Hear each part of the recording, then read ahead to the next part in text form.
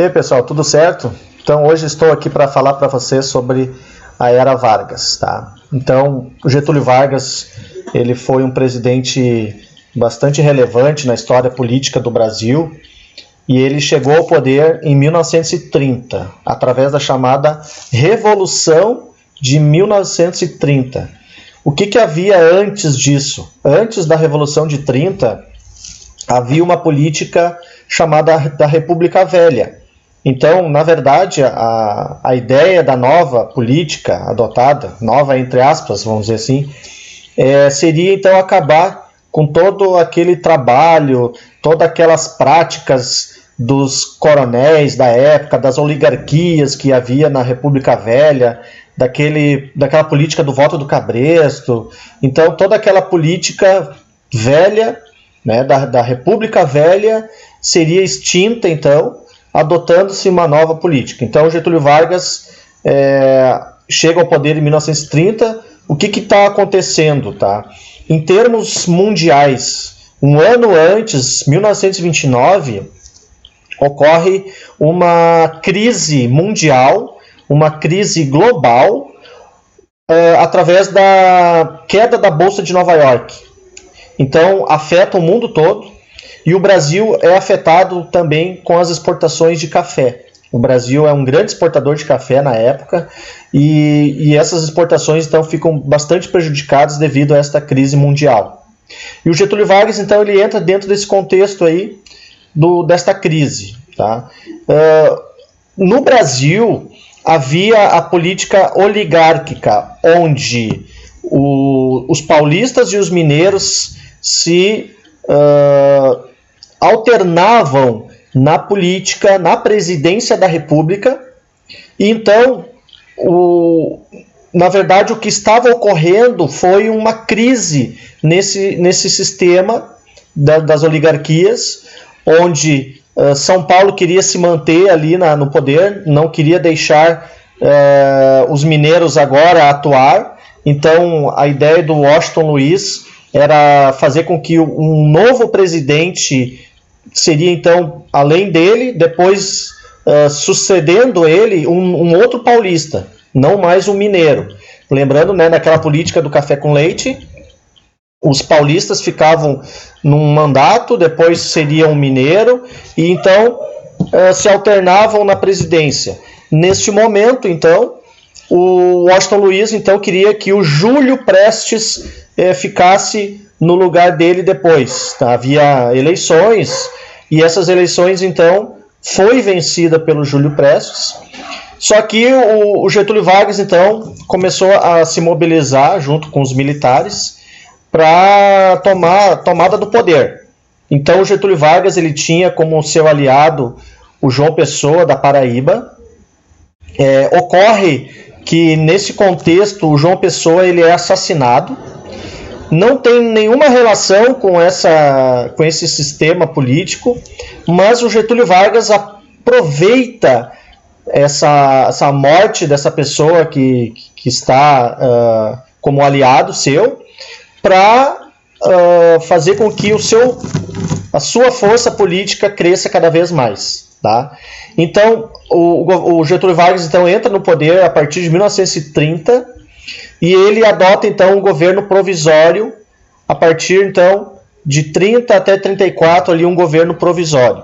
Então, é o início do populismo na política brasileira. O que acontece de mudanças ali? Tá? Nomeação de interventores, criação de Ministério da Educação, Ministério do Trabalho, Indústria e Comércio, criação de leis trabalhistas, 8 horas diárias, salário mínimo, aposentadoria, férias, estabilidade. Há um desemprego bastante grande, falência e queima de estoque de café devido aos efeitos da crise de 29. Tá?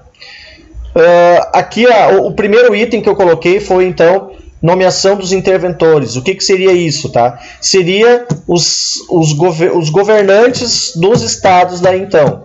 A partir da política do Getúlio Vargas, então, ele adota essa política de interventores.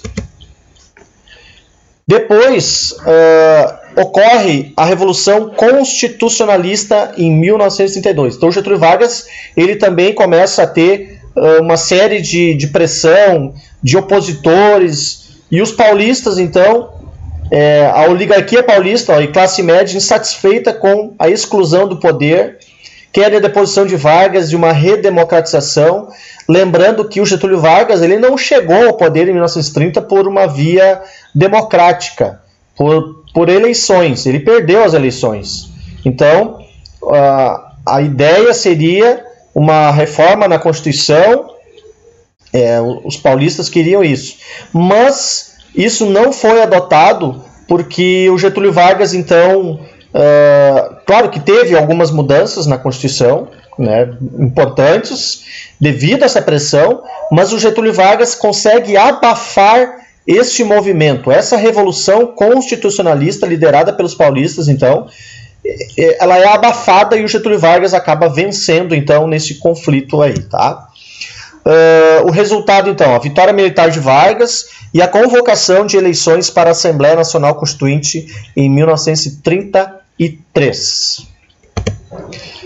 Então, nós temos, a partir de agora, o governo constitucional de 34 a 1937. É uma nova fase do governo do Getúlio Vargas. Existe, então, a formação dessa Constituição a partir de 1934. Uma importante mudança ali, o voto secreto, lembrando que lá na República Velha o voto era aberto e isso dava margem para que os coronéis colocassem pressão nos seus funcionários, nos seus comandados, né, para votar nos candidatos que ele queria. Então o voto era aberto, então isso dava margem para corrupção. Agora com o voto secreto, obrigatório, e seria então uma situação melhor, porque as pessoas teriam mais liberdade de votar naquela pessoa que ele achasse que seria melhor. Tá? Então, isso mudou, isso foi bem importante. Outra coisa muito importante, o voto feminino. Até então, a mulher não tinha espaço na política brasileira. Olha só como é recente isso aqui no Brasil. A participação da mulher na vida política começou a partir, então, dessa Constituição de 1934, quando, então, a mulher pôde votar e ser votada.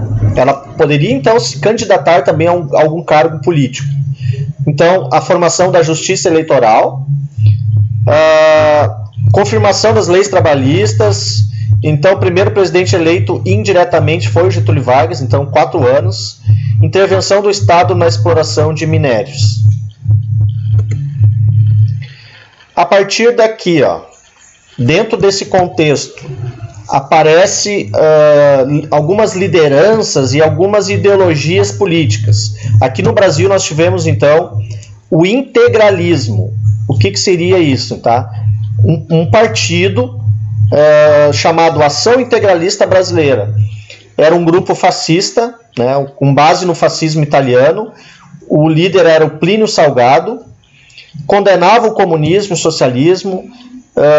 O lema Deus, Pátria e Família. E tinha uma saudação, que era chamada de Anauê, e também uma marca, né, um símbolo, que era o sigma. Tá? Então era uma corrente política que surgiu durante esse período na era Vargas e que buscava, então, a questão do fascismo aqui no Brasil. Nós tivemos também uma outra corrente política, a Aliança Nacional Libertadora, é uma aliança de esquerda, então, reunindo comunistas, socialistas, democratas e simpatizantes da esquerda em geral. O líder era Luiz Carlos Prestes. Aqui tem uma foto da Olga Benário. Ela foi esposa, então, do Luiz Carlos Prestes, e num período ali da era Vargas, o Getúlio Vargas, então, era opositor ao Luiz Carlos Prestes, e a Olga Benário, então, era também uma liderança de esquerda, né? E acabou sendo levada para a Alemanha nazista e ela morreu, então, no campo de concentração. Aqui a era Vargas, então, a intentona comunista, em 1935, tentativa de golpe por membros da Aliança Nacional Libertadora, fracassou rapidamente. Seus líderes, incluindo Luiz Carlos Prestes, foram presos em janeiro, no Rio de Janeiro, ali em 1935. Em 1937 ocorre uma situação bem importante, a divulgação, né, de um suposto plano comunista para a tomada do poder no Brasil. Então, era o chamado Plano Cohen. A ideia da divulgação deste Plano Cohen era fazer com que as pessoas acreditassem que havia um suposto plano comunista para tirar o Getúlio Vargas do poder e esse comunismo, então, entrar no Brasil e tomar o poder.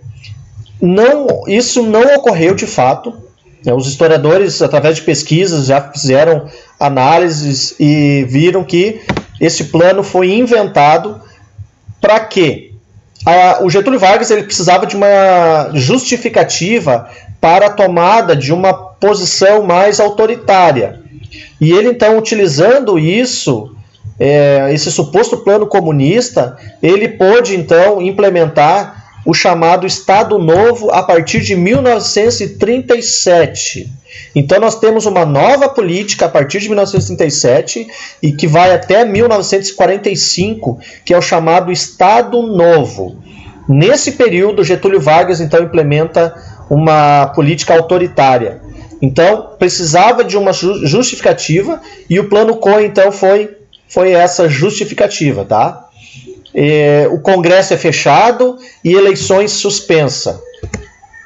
Então aqui a partir de 1937-45 começa o Estado Novo, o estado de emergência permanente, plenos poderes ao presidente e à polícia, proibição de greves, supressão da federação, intervenção nos estados, fim dos símbolos regionais, o que prevalece agora são símbolos nacionais, né? Nova Constituição, 1937, então, a chamada Constituição Polaca, porque é uma Constituição fascista, escrita por Francisco Campos, então foi uma Constituição que mudou radicalmente as atividades aqui no Brasil.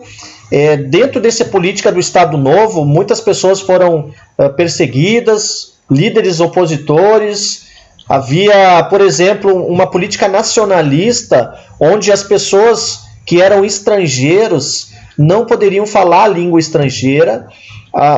Somente a tradição brasileira, os costumes brasileiros, né, a língua portuguesa deveria ser valorizada. Outras denominações linguísticas, então, eram abafadas pela política nacionalista do Estado Novo. Tá? Então, isso gerou um problema, porque é claro que em termos de nacionalismo, se a gente for pensar, claro que a gente precisa valorizar nossos costumes, nossas tradições, mas o extremismo é que é o problema. Então, muitas pessoas, por exemplo, no Rio Grande do Sul, que viviam no interior do Rio Grande do Sul, que eram imigrantes de alemães, italianos, pessoas que não estavam muito, né, em alguma corrente política, simplesmente porque era descendente de imigrante aqui no Brasil, falavam um dialeto alemão. Então, eles também foram perseguidos. Então, o problema disso era o extremismo. Tá? Então, censura permanente, prisão de qualquer opositor, culto ao pai dos pobres, né? O Getúlio Vargas ele foi tido como o governante pai dos pobres também, teve essa denominação, tá?